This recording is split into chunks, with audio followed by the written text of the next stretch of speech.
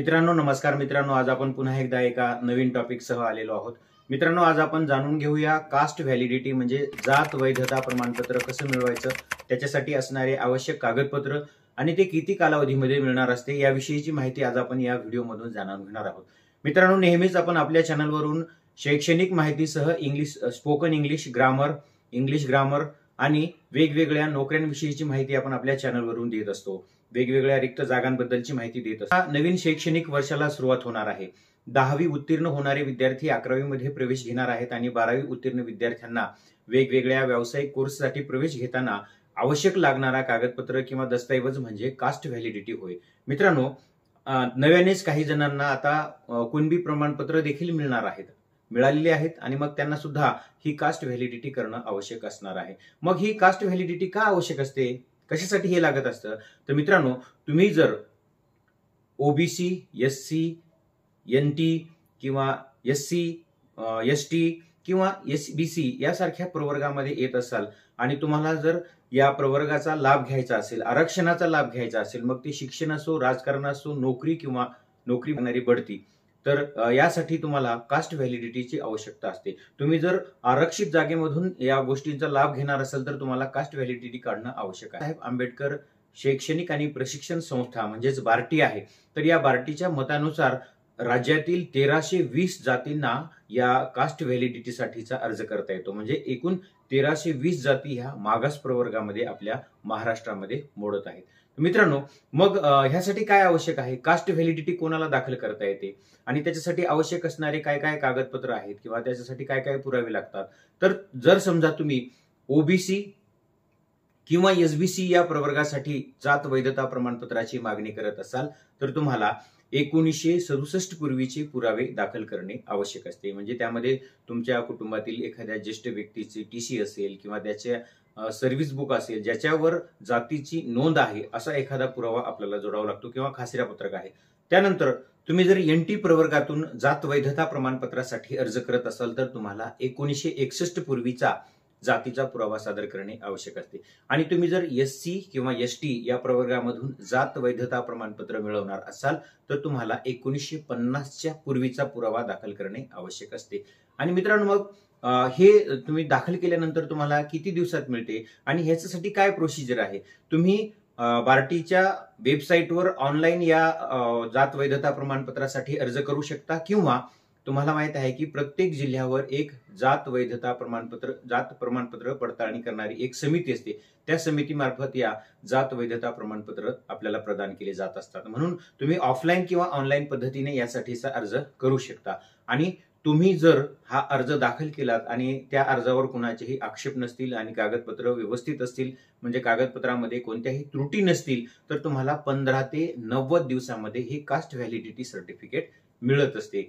आणि जर समजा तुमच्या अर्जामध्ये काही त्रुटी असतील तर तुम्हाला एक विशिष्ट मुदत त्या त्रुटींची पूर्तता करण्यासाठी दिली जाते आणि त्या त्रुटी पूर्तता जर तुम्ही केला तर तुम्हाला विहित मुदतीमध्ये हा जो कास्ट व्हॅलिडिटीचा पुरावा आहे किंवा कास्ट व्हॅलिडिटीचं प्रमाणपत्र आहे तर ते तुम्हाला दिलं जातं। आता ह्या जात वैधता प्रमाणपत्र जे आहे तर ते दाखल करण्यासाठी आपल्याला काय कागदपत्र आवश्यक असतात? तर सुरुवातीला आपल्याला जात प्रमाणपत्र असणे आवश्यक आहे। जर तुमच्याकडे जात प्रमाणपत्र असेल तरच तुम्ही त्या जातीच्या प्रमाणपत्राची वैधता सादर करू शकता किंवा ते वैध आहे हे तुम्ही सिद्ध करू शकता। म्हणून अगोदर तुम्हाला जात प्रमाणपत्र काढणे आवश्यक आहे। मग ह्याच्यासाठी काय काय कागदपत्र असतात? तर तुमचं रहिवासी प्रमाणपत्र किंवा तुमच्या पालकाचं रहिवासी प्रमाणपत्र की जे तहसीलकडून दिलं जातं ते रहिवासी प्रमाणपत्र आवश्यक असते। त्यानंतर तुमच्या शाळेचा दाखला म्हणजे टीसी आवश्यक असते। त्यानंतर तुम्ही ज्या शैक्षणिक संस्थेमध्ये प्रवेश घेतलेला असेल त्या शैक्षणिक संस्थेचं बोनाफाईड आवश्यक आहे। त्यानंतर जो कोणी अर्जदार आहे तर त्या अर्जदाराची वंशावळ सुद्धा आवश्यक असते आणि त्यासोबत 1967 पूर्वीचा तुमचा जातीचा पुरावा सुद्धा जोडणे आवश्यक असते। हे जर कागदपत्र तुम्ही जर जोडलात तर तुम्हाला जातीचं प्रमाणपत्र मिळत असते आणि मग त्यानंतर तुम्ही कास्ट व्हॅलिडिटी म्हणजे जात वैधता करून घेऊ शकता। मग ही जात वैधता कशासाठी आवश्यक असते? जसं मी अगोदर सांगितलं, मिळवणार असेल तर त्याच्यासाठी सुद्धा आवश्यक असते। आणि तुम्ही एखाद्या शैक्षणिक संस्थेमध्ये जातीच्या आधारावर किंवा आरक्षणाच्या आधारावर प्रवेश घेतला असेल तर त्यासाठी सुद्धा तुम्हाला कास्ट व्हॅलिडिटीची आवश्यकता असते. मग आता शैक्षणिक कामांसाठी जी कास्ट व्हॅलिडिटी आवश्यक असते, जी जात वैधता प्रमाणपत्र आवश्यक असते, तर त्याच्यासाठी आपल्याला काय काय कागदपत्र लागतात हे जाणून घेऊया. पहिलं आहे की फॉर्म नंबर 16 हा तुम्हाला द्यावा लागतो. त्यानंतर form number 15A, form number 15A म्हणजेच प्राचार्याकडून किंवा मुख्याध्यापकाकडून दिलं जाणारं प्रमाणपत्र की या संबंधित उमेदवाराची ही जात आहे आमच्या नोंदीनुसार, असं एक प्रमाणपत्र असते. ते 15A, फॉर्म 15A तुम्हाला सोबत जोडावा लागतो. त्यानंतर फॉर्म नंबर 3 म्हणजे अर्जदार किंवा त्याच्या पालकाचं शपथपत्र की आमचा हा जातीचा प्रवर्ग आहे, असं तुम्हाला शपथपत्राच्या आधारे द्यावं लागतं. आणि त्यानंतर मग फॉर्म नंबर 17 म्हणजे फॉर्म नंबर 17 की जे जात पडताळणी अर्जासोबतचं जे शपथपत्र असते तर ते सुद्धा जोडणं आपल्याला आवश्यक असते. हे झालं शैक्षणिक कामांसाठीच्या कास्ट व्हॅलिडिटीसाठी म्हणजे जात वैधता प्रमाणपत्रासाठीची आवश्यक कागदपत्रे.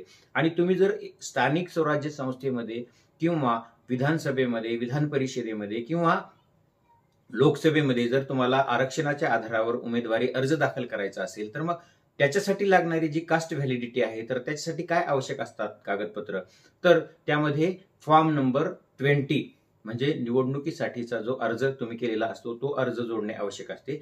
त्यानंतर जिल्हा अधिकारी किंवा निवडणूक निर्णय अधिकारी यांचं प्रमाणपत्र, त्यानंतर उमेदवाराचं शपथपत्र जे आपण अर्जदार उमेदवाराचं जे शपथपत्र जोडलेलं असतं तर ते शपथपत्र, आणि त्यानंतर फॉर्म नंबर 21 म्हणजेच जात पडताळणी अर्जासोबतचं शपथपत्र. तर हे वेगवेगळी कागदपत्र तुम्हाला जोडणं आवश्यक असते. मित्रांनो, ही माहिती जे पदवीला अभ्यास करत आहेत, पदवीला प्रवेश घेतलेला आहे किंवा ज्यांनी वेगवेगळ्या व्यावसायिक कोर्सला प्रवेश घेतला आहे त्यांच्यासाठी ही नवीन माहिती नाही. पण जे ग्रामीण भागामध्ये राहतात, ज्यांच्या घरी कुणी अशिक्षित आहेत, त्यांना पुढची प्रोसिजर काय असते हे माहिती नाही, अशा खास विद्यार्थ्यांसाठी आपण ही कास्ट व्हॅलिडिटी बद्दलची माहिती घेऊन आलो आहोत.